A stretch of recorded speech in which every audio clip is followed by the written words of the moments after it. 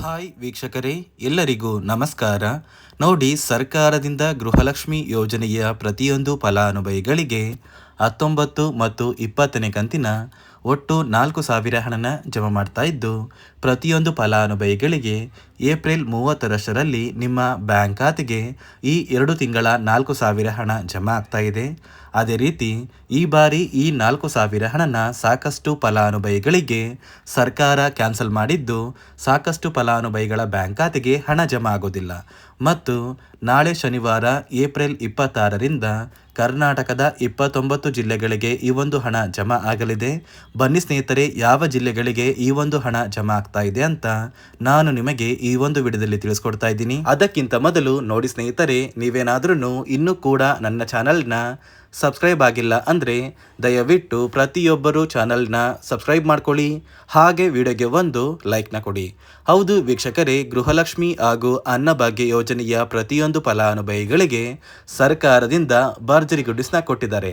ನೋಡಿ, ಗೃಹಲಕ್ಷ್ಮಿ ಯೋಜನೆಯ ಪ್ರತಿಯೊಂದು ಫಲಾನುಭವಿಗಳಿಗೆ 2 ತಿಂಗಳ 4,000 ಹಣ ಅಂದರೆ 19 ಮತ್ತು 20ನೇ ಕಂತಿನ 4,000 ಹಣ ಹಾಗೂ ಅನ್ನಭಾಗ್ಯ ಯೋಜನೆಯ 5 ತಿಂಗಳ ಪೆಂಡಿಂಗ್ ಇರುವ 2,000 ಹಣ, ಒಟ್ಟು 6,000 ಹಣನ ಪ್ರತಿಯೊಂದು ಫಲಾನುಭವಿಗಳಿಗೆ ಸರ್ಕಾರ ಜಮಾ ಮಾಡ್ತಾ ಇದ್ದು, ನಿಮ್ಮ ಬ್ಯಾಂಕ್ ಖಾತೆಗೆ ಏಪ್ರಿಲ್ 30ರಷ್ಟರಲ್ಲಿ ಪ್ರತಿಯೊಬ್ಬರು ಕೂಡ ಗೃಹಲಕ್ಷ್ಮಿ ಯೋಜನೆಯ ಹಣ ಹಾಗೂ ಅನ್ನಭಾಗ್ಯ ಯೋಜನೆಯ ಹಣನ ಪಡ್ಕೋತೀರಾ.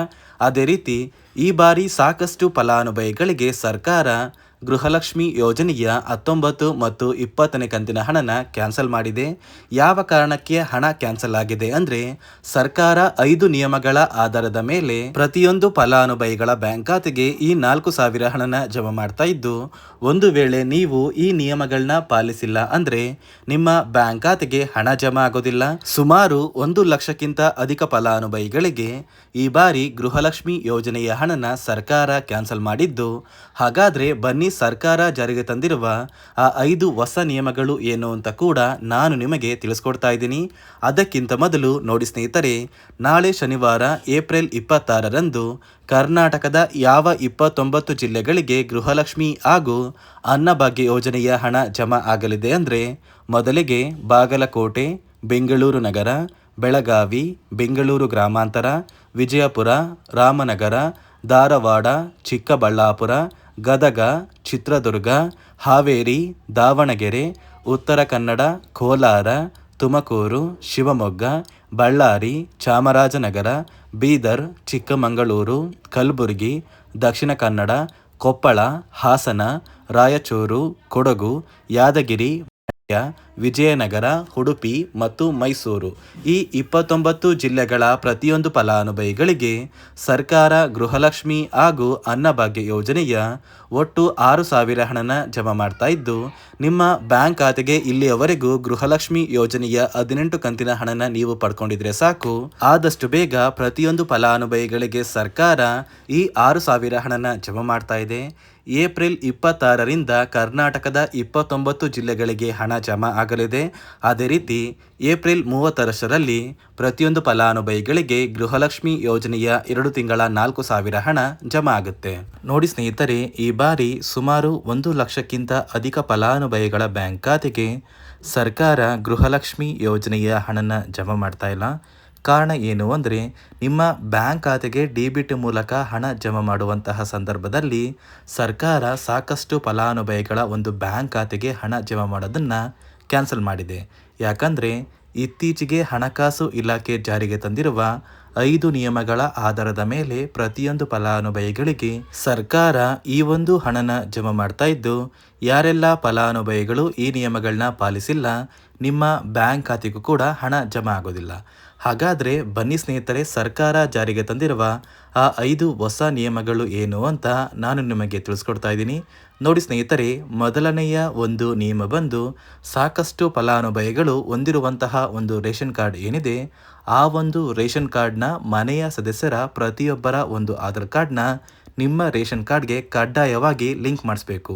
ಅಂದರೆ ಈ ಒಂದು ಲಿಂಕ್ ಮಾಡಿಸುವಂತಹ ಒಂದು ಪ್ರೊಸೀಜರ್ಗೆ ಸರ್ಕಾರ KYC ಅಂತ ಕರೀತಾರೆ. ನಿಮ್ಮ ರೇಷನ್ ಕಾರ್ಡ್ಗೆ ಇನ್ನೂ ಸಹ KYC ಆಗಿಲ್ಲ ಅಂದರೆ ನಿಮ್ಮ ಬ್ಯಾಂಕ್ ಖಾತೆಗೆ ಸರ್ಕಾರ ಮುಂದಿನ ದಿನಗಳಲ್ಲಿ ಗೃಹಲಕ್ಷ್ಮಿ ಯೋಜನೆಯ ಹಣನ ಕ್ಯಾನ್ಸಲ್ ಮಾಡುತ್ತೆ. ಅದೇ ರೀತಿ ಎರಡನೆಯ ಒಂದು ನಿಯಮ ಬಂದು, ಸಾಕಷ್ಟು ಫಲಾನುಭವಿಗಳು ಕಳೆದ 3 ತಿಂಗಳಿಂದ ಸರ್ಕಾರದಿಂದ ಬರ್ತಾ ಇರುವಂತಹ ಒಂದು ರೇಷನ್ ಏನಿದೆ, ಅಂದರೆ ಉಚಿತ ಅಕ್ಕಿ ಏನಿದೆ, ಈ ಒಂದು ರೇಷನ್ನ ಪಡ್ಕೋತಾ ಇಲ್ಲ. ಒಂದು ವೇಳೆ ಕಳೆದ 3 ತಿಂಗಳಿಂದ ನೀವು ರೇಷನ್ನ ಪಡ್ಕೊಂಡಿಲ್ಲ ಅಂದರೆ ಸರ್ಕಾರ ನಿಮ್ಮ ಬಳಿ ಇರುವಂತಹ ಒಂದು ರೇಷನ್ ಕಾರ್ಡ್ನ ಕ್ಯಾನ್ಸಲ್ ಮಾಡುತ್ತೆ. ನಿಮ್ಮ ರೇಷನ್ ಕಾರ್ಡ್ನ ಸರ್ಕಾರ ಕ್ಯಾನ್ಸಲ್ ಮಾಡಿದರೆ ನಿಮ್ಮ ಬ್ಯಾಂಕ್ ಖಾತೆಗೆ ಗೃಹಲಕ್ಷ್ಮಿ ಯೋಜನೆಯ ಹಣ ಇರ್ಬೋದು ಮತ್ತು ಸರ್ಕಾರದಿಂದ ಬರುವಂತಹ ಒಂದು ಸೌಲಭ್ಯಗಳನ್ನ ನೀವು ಕಳ್ಕೋಬೇಕಾಗುತ್ತೆ. ಅದೇ ರೀತಿ ಮೂರನೆಯ ಒಂದು ನಿಯಮ ಬಂದು ನೋಡಿ ಸ್ನೇಹಿತರೆ, ನಿಮ್ಮ ಬಳಿ ಇರುವಂತಹ ಒಂದು ಆಧಾರ್ ಕಾರ್ಡ್ ಏನಿದೆ, ಆ ಒಂದು ಆಧಾರ್ ಕಾರ್ಡ್ನ ಕಳೆದ 15 ವರ್ಷಗಳಲ್ಲಿ ನೀವು ಯಾವುದೇ ರೀತಿಯ ಒಂದು ತಿದ್ದುಪಡಿನ ಮಾಡಿಸಿಲ್ಲ ಅಂದರೆ ನಿಮ್ಮ ಬ್ಯಾಂಕ್ ಖಾತೆಗೆ ಸರ್ಕಾರ ಗೃಹಲಕ್ಷ್ಮಿ ಯೋಜನೆಯ ಹಣನ ಕ್ಯಾನ್ಸಲ್ ಮಾಡುತ್ತೆ. ಯಾಕಂದರೆ ಸರ್ಕಾರದಿಂದ ಬಂದಿರುವಂತಹ ಒಂದು ಆದೇಶದ ಪ್ರಕಾರ ಪ್ರತಿಯೊಂದು ಫಲಾನುಭವಿಗಳು ಕಳೆದ 15 ವರ್ಷಗಳಲ್ಲಿ ಯಾವುದೇ ರೀತಿಯ ಒಂದು ತಿದ್ದುಪಡಿನ ನಿಮ್ಮ ಆಧಾರ್ ಕಾರ್ಡ್ಗೆ ನೀವು ಮಾಡಿಸಿಲ್ಲ ಅಂದರೆ ಕಡ್ಡಾಯವಾಗಿ ಆದಷ್ಟು ಬೇಗ ನಿಮ್ಮ ಆಧಾರ್ ಕಾರ್ಡ್ಗೆ ತಿದ್ದುಪಡಿನ ಮಾಡಿಸಿ. ಅದೇ ರೀತಿ 4ನೆಯ ಒಂದು ನಿಯಮ ಬಂದು ನಿಮ್ಮ ಕುಟುಂಬದ ಒಂದು ವಾರ್ಷಿಕ ಆದಾಯ 7 ಲಕ್ಷಕ್ಕಿಂತ ಕಡಿಮೆ ಇರಬೇಕು. ಒಂದು ವೇಳೆ ನಿಮ್ಮ ಕುಟುಂಬದ ವಾರ್ಷಿಕ ಆದಾಯ 7 ಲಕ್ಷಕ್ಕಿಂತ ಜಾಸ್ತಿ ಇದ್ದರೆ ನಿಮ್ಮ ಬ್ಯಾಂಕ್ ಖಾತೆಗೆ ಸರ್ಕಾರ ಗೃಹಲಕ್ಷ್ಮಿ ಯೋಜನೆಯ ಹಣನ ಕ್ಯಾನ್ಸಲ್ ಮಾಡುತ್ತೆ. ಅದೇ ರೀತಿ 5ನೆಯ ಒಂದು ನಿಯಮ ಬಂದು ನಿಮ್ಮ ಕುಟುಂಬದ ಸದಸ್ಯರು ಅಥವಾ ಗೃಹಲಕ್ಷ್ಮಿ ಯೋಜನೆಯ ಫಲಾನುಭವಿಗಳು ಯಾರು ಕೂಡ ಸರ್ಕಾರಿ ನೌಕರರಾಗಿ ಕಾರ್ಯನಿರ್ವಹಿಸ್ತಾ ಇರಬಾರ್ದು. ಒಂದು ವೇಳೆ ನಿಮ್ಮ ಕುಟುಂಬದಲ್ಲಿ ಯಾರೇ ಆಗಿದ್ರೂ ಸರ್ಕಾರಿ ನೌಕರರಾಗಿ ಕಾರ್ಯನಿರ್ವಹಿಸ್ತಾ ಇದ್ದರೆ ನಿಮ್ಮ ಬ್ಯಾಂಕ್ ಖಾತೆಗೆ ಗೃಹಲಕ್ಷ್ಮಿ ಯೋಜನೆಯ ಹಣ ಕ್ಯಾನ್ಸಲ್ ಆಗುತ್ತೆ. ಈ 5 ನಿಯಮಗಳ ಆಧಾರದ ಮೇಲೆ ಪ್ರತಿಯೊಂದು ಫಲಾನುಭವಿಗಳಿಗೆ ಸರ್ಕಾರ ಹಣ ಜಮಾ ಮಾಡ್ತಾ ಇದೆ.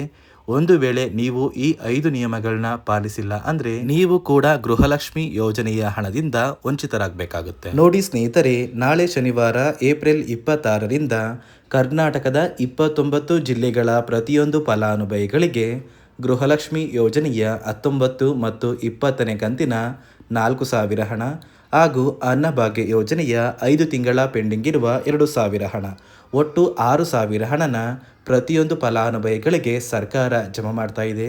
ಗೃಹಲಕ್ಷ್ಮಿ ಯೋಜನೆಯ ಪ್ರತಿಯೊಂದು ಫಲಾನುಭವಿಗಳು ನಿಮ್ಮ ಬ್ಯಾಂಕ್ ಖಾತೆಗೆ ಒಟ್ಟು 18 ಕಂತಿನ ಹಣ ಜಮಾ ಆಗಿರಬೇಕು ಮತ್ತು ಯಾವುದೇ ರೀತಿಯ ಪೆಂಡಿಂಗ್ ಇರುವ ಹಣ ಬಾಕಿ ಇರಬಾರ್ದು. ಒಂದು ವೇಳೆ ನಿಮ್ಮ ಬ್ಯಾಂಕ್ ಖಾತೆಗೆ ಇನ್ನೂ ಕೂಡ ಗೃಹಲಕ್ಷ್ಮಿ ಯೋಜನೆಯ ಬಾಕಿ ಇರುವಂಥ ಹಣ ಜಮಾ ಆಗಿಲ್ಲ ಅಂದರೆ ಸರ್ಕಾರದಿಂದ ನಿಮ್ಮ ಬ್ಯಾಂಕ್ ಖಾತೆಗೆ ಈ 4,000 ಹಣ ಜಮಾ ಆಗೋದಿಲ್ಲ. ಪೆಂಡಿಂಗ್ ಇರುವ ಫಲಾನುಭವಿಗಳು ಆದಷ್ಟು ಬೇಗ ನಿಮ್ಮ ಊರಿಗೆ ಹತ್ತಿರವಿರುವ ಮಹಿಳಾ ಮತ್ತು ಮಕ್ಕಳ ಅಭಿವೃದ್ಧಿ ಇಲಾಖೆಗೆ ಭೇಟಿ ನೀಡಿ ಯಾವ ಕಾರಣಕ್ಕೆ ನಿಮ್ಮ ಬ್ಯಾಂಕ್ ಖಾತೆಗೆ ಪೆಂಡಿಂಗ್ ಇರುವ ಹಣ ಜಮಾ ಆಗಿಲ್ಲ ಅಂತ ತಿಳ್ಕೊಳ್ಳಿ. ನಂತರ ಕೆಲವೇ ದಿನಗಳಲ್ಲಿ ಪ್ರತಿಯೊಬ್ಬರು ನಿಮ್ಮ ಬ್ಯಾಂಕ್ ಖಾತೆಗೆ ಪೆಂಡಿಂಗ್ ಇರುವ ಹಣನ ಪಡ್ಕೋತೀರಾ ಅಂತ ಹೇಳ್ತಾ, ಇದಿಷ್ಟು ಗೃಹಲಕ್ಷ್ಮಿ ಹಾಗೂ ಅನ್ನಭಾಗ್ಯ ಯೋಜನೆಯ ಪ್ರತಿಯೊಂದು ಫಲಾನುಭವಿಗಳಿಗೆ ಸರ್ಕಾರದಿಂದ ಬಂದಿರುವಂತಹ ಒಂದು ಮಾಹಿತಿಯಾಗಿದೆ. ನೋಡಿ ಸ್ನೇಹಿತರೆ, ನಾನು ಕೊಟ್ಟಿರುವಂತಹ ಮಾಹಿತಿ ನಿಮಗೆ ಇಷ್ಟ ಆಗಿದ್ದಲ್ಲಿ ದಯವಿಟ್ಟು ಪ್ರತಿಯೊಬ್ಬರು ನನ್ನ ಚಾನಲ್ನ ಸಬ್ಸ್ಕ್ರೈಬ್ ಮಾಡ್ಕೊಳ್ಳಿ, ಹಾಗೆ ವಿಡಿಯೋಗೆ ಒಂದು ಲೈಕ್ನ ಕೊಡಿ.